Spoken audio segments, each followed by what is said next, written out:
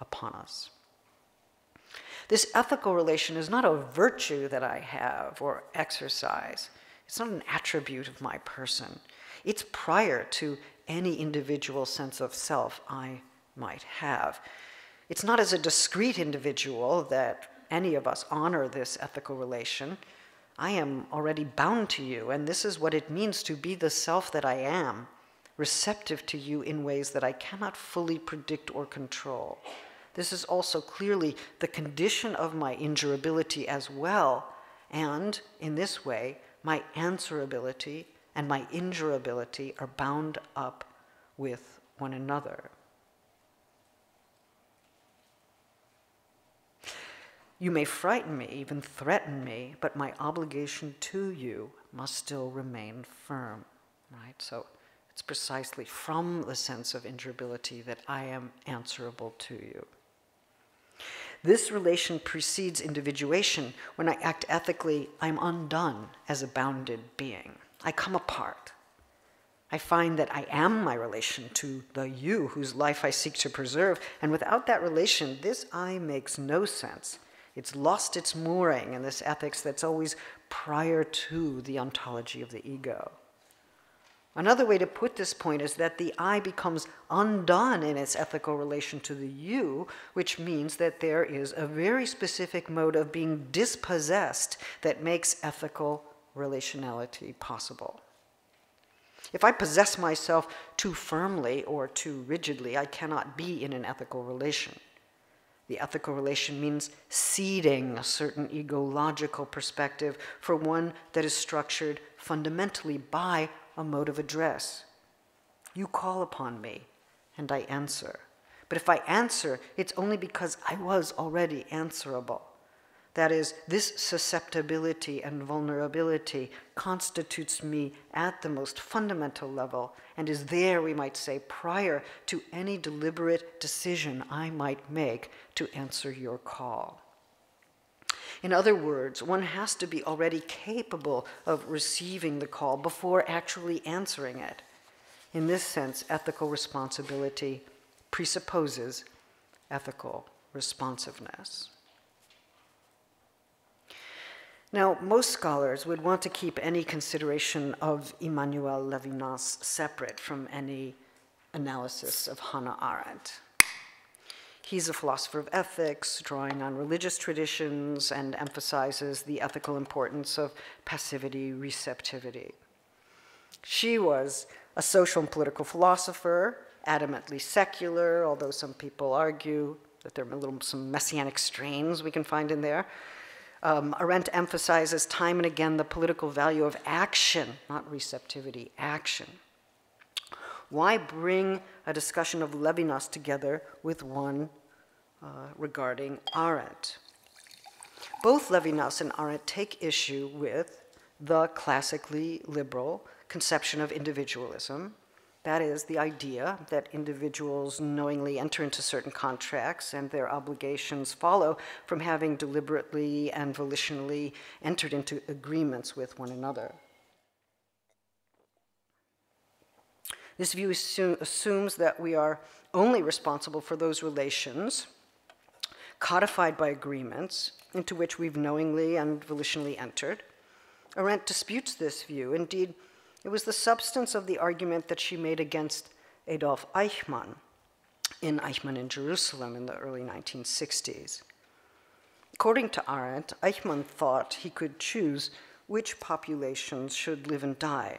And in this sense, he thought he could choose with whom to cohabit the earth.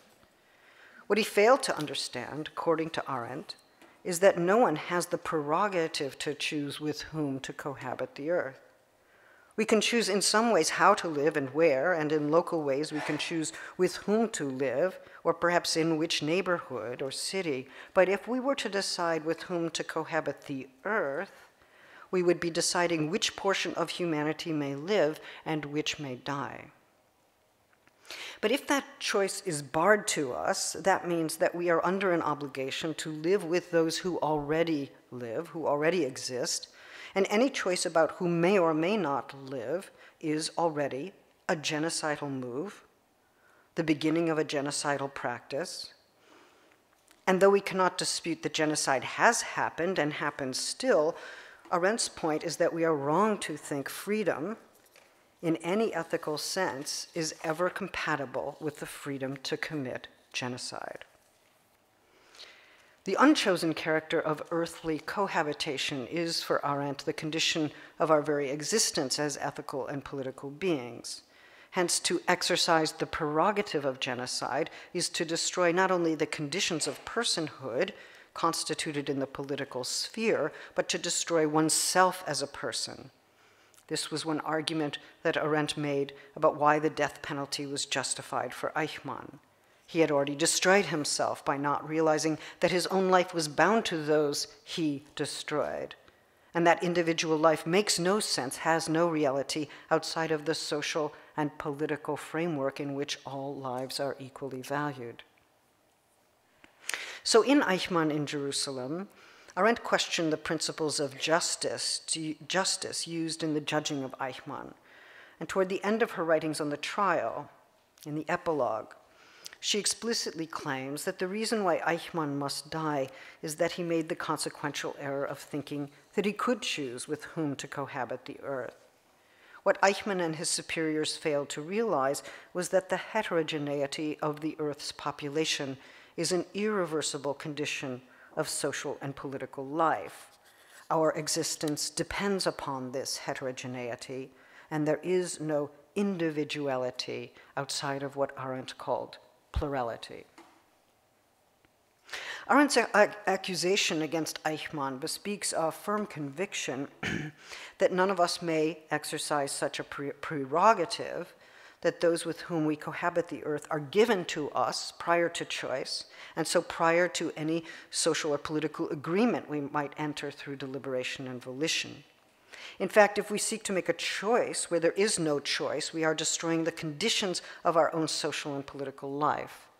In Eichmann's case, the effort to choose with whom to cohabit the earth was an explicit effort to annihilate some part of the earthly population: Jews, gypsies, homosexuals, communists, the disabled, and the ill, among others.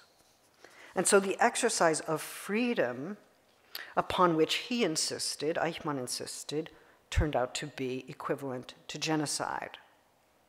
Arendt stands rather for this very plurality when she argues that none of us may choose with whom to cohabit the earth.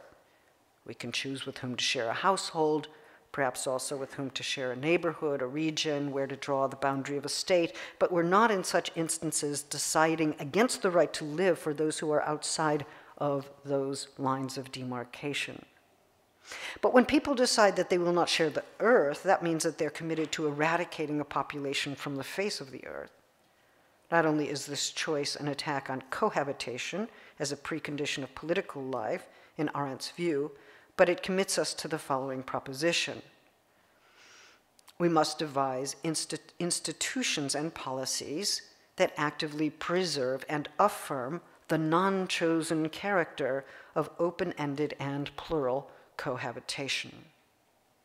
Not only do we live with those we never chose, to whom we may feel no immediate sense of social belonging, but we're also obligated to preserve those lives and the open-ended plurality that is the global population.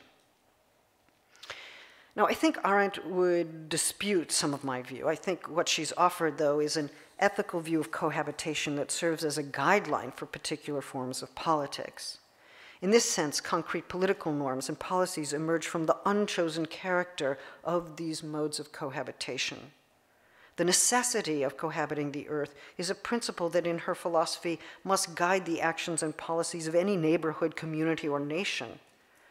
The decision to live in one community or another is surely justified only as long as it does not imply that those who live outside the community lack the right to live.